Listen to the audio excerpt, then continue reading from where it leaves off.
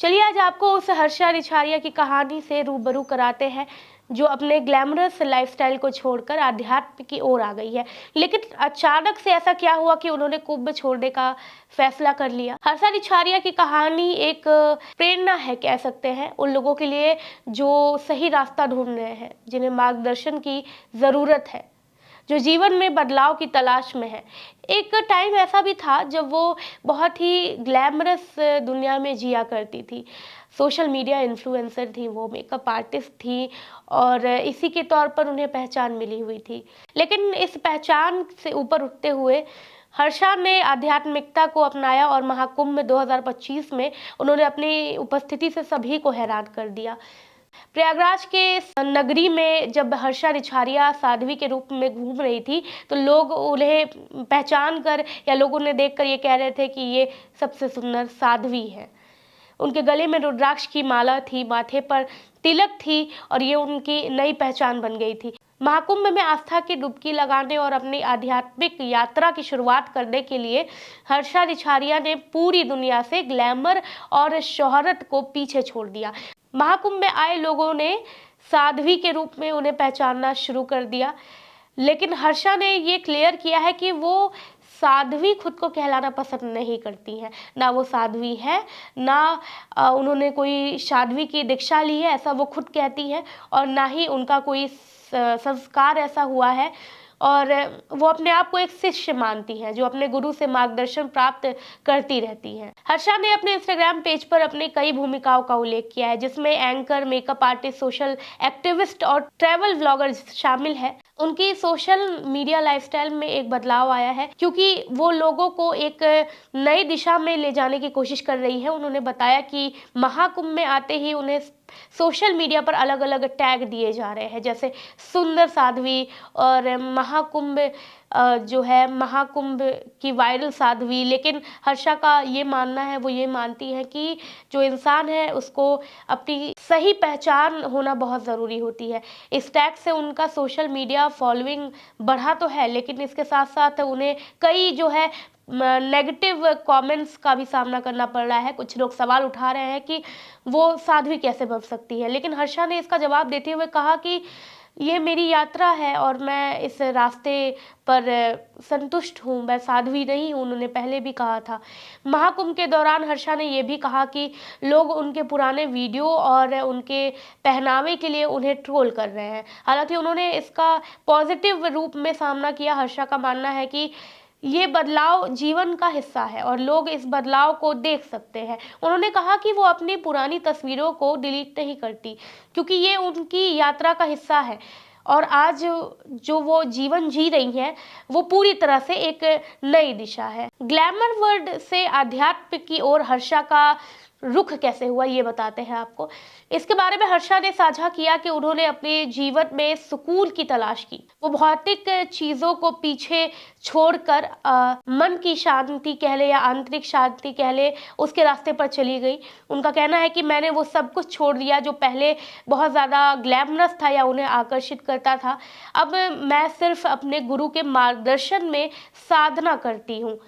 उनका जीवन अब एक साध्वी के जीवन की ओर बढ़ रहा है, लेकिन वो शिष्य के रूप में अपने गुरु से आशीर्वाद प्राप्त करती है और अपनी साधना में पूरी तरह से समर्पित रहती है। हर्षा की आध्यात्मिक यात्रा में आचार्य महामंडलेश्वर स्वामी कैलाशनाथ गिरी महाराज का अहम योगदान है। हर्षा उनके शिष्य हैं और स्वामी कैलाशानंद गिरी जी का मार्गदर्शन उन्हें संतुष्टि और शांति देता है। हर्षा ने बताया कि स्वामी कैलाशानंद गिरी जी से मिलने के बाद उन्होंने अपने पेशेवर जीवन को छोड़कर भक्ति में पूरी तरह से लीन होने का निर्णय लिया। उनका ये निर्णय उनके लिए जीवन का सबसे इम्पोर्टेंट और सबसे ज़्यादा सेटिस्फेक्शन देने वाला काम था।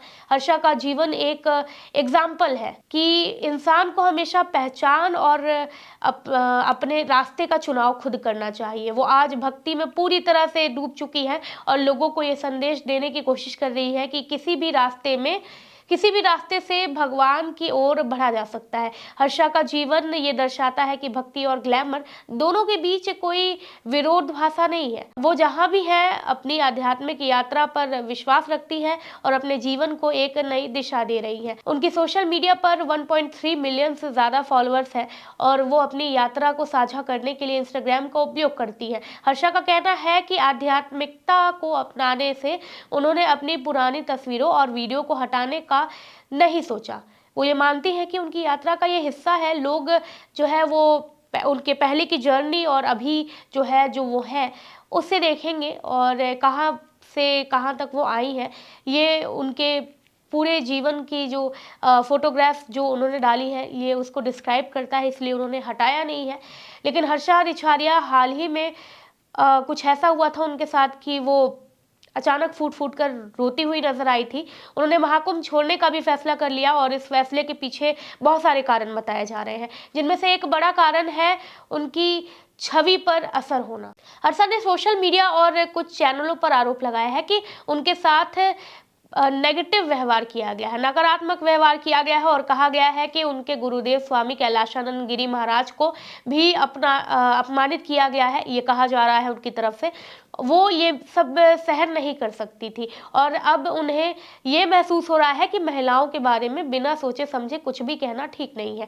हर्षा का कहना है कि उन्होंने कभी भी ये नहीं कहा कि वो एक साध्वी या संत या सन्यासी है और इस रास्ते पर चलने का उनका इरादा खुद का था और क्लियर था। हर्षा ने इस बारे में एक चैनल को इंटरव्यू देते हुए ये भी कहा था कि सनातन धर्म से जुड़ने के लिए क्या किसी को अपनी पुरानी पहचान और प्रोफेशन को त्याग देना जरूरी है।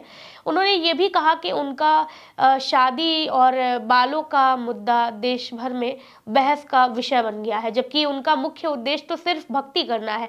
उन्होंने ये भी स्पष्ट किया कि वो कभी भगवा चोला नहीं पहनी थी, बल्कि केवल एक शॉल ओढ़ा था। उन्होंने कहा कि किसी भी सनातनी के लिए भगवा रंग पहनना कोई अपराध नहीं है और ये रंग कोई भी धारण कर सकता है। हालांकि हर्षा ने यह भी कहा कि उन्हें अब महाकुंभ से 2 या 3 दिन में वापस जाना पड़ेगा। वो महाकुंभ में 1 महीने के लिए आई थी, लेकिन अब उन्हें ये महसूस हो रहा है कि उनके साथ साथ उनके गुरुदेव का भी अपमान किया गया है। वो अब उत्तराखंड वापस लौटने का निर्णय बना चुकी है, जो उनका घर भी है। इसके साथ ही हर्षा ने एक सवाल उठाया कि क्या जो वेस्टर्न संस्कृति है उसको छोड़कर सनातन संस्कृति में आना कोई गुनाह है। महाकुंभ में हर्षा रिछारिया की उपस्थिति ने उन्हें बहुत अधिक पॉपुलैरिटी गेन कराया है, खासकर तब जब वो रथ पर सवार थी। उनकी तस्वीरें और वीडियो सोशल मीडिया पर वायरल हो गई और उन्हें सबसे खूबसूरत साध्वी कहा जाने लगा। हालांकि उन्होंने ये क्लियर किया है कि वो साध्वी नहीं है। महाकुंभ से हर्षा रिछारिया के परिवार से जुड़े कुछ विवादों पर भी चर्चा की गई है। उनकी मां किरण रिछारिया ने कहा कि उनकी बेटी एक शिव भक्त है, जो कुछ भी हो रहा है वो गलत नहीं है। उन्होंने ये भी कहा कि साल 2004 में हर्षा ने शाही स्नान करने की प्रतिज्ञा ली थी और इस बार जब वो महाकुंभ में आई तो उनकी प्रतिज्ञा पूरी हुई। उन्होंने ये साफ किया कि हर्षा के धर्म के प्रति झुकाव में कोई आश्चर्य की बात नहीं है, क्योंकि वो हमेशा से ही धार्मिक परिवार से रही हैं और बचपन से ही पूजा पाठ करती आई हैं। हर्षा की मां ने यह भी बताया कि हर्षा ने 2 साल पहले कैलाश नंद गिरी महाराज से दीक्षा ली थी और वो अब अधिकतर समय पूजा पाठ और सामाजिक कार्यों में व्यस्त करती हैं। उन्होंने कहा कि हर्षा कभी भी गलत काम करने की सोच नहीं रखती। हर्षा की मां ने ट्रोल करने वालों को जवाब देते हुए कहा कि यदि हर्षा चाहती तो वो अपने पुराने वीडियो और तस्वीरें डिलीट कर सकती थी, लेकिन उन्होंने ऐसा नहीं किया क्योंकि वो अपनी यात्रा का हिस्सा मानती है इसे। हर्षा की मां ने यह भी सलाह दी कि वो महाकुंभ से बेशक लौट आए, लेकिन उन्हें अपनी आराधना और जो पूजा है वो उसको जारी रखना चाहिए, क्योंकि ये उनके जीवन का मेन मोटिव है। उन्होंने कहा कि अगर हर्षा तुम इस माध्यम से मुझे सुन रही हो तो मुझे तुमसे यही कहना है कि तुम जो काम करने के लिए महाकुंभ आई हो वही करो, गुरु की सेवा करो और सनातन से पूरी तरह जुड़ो।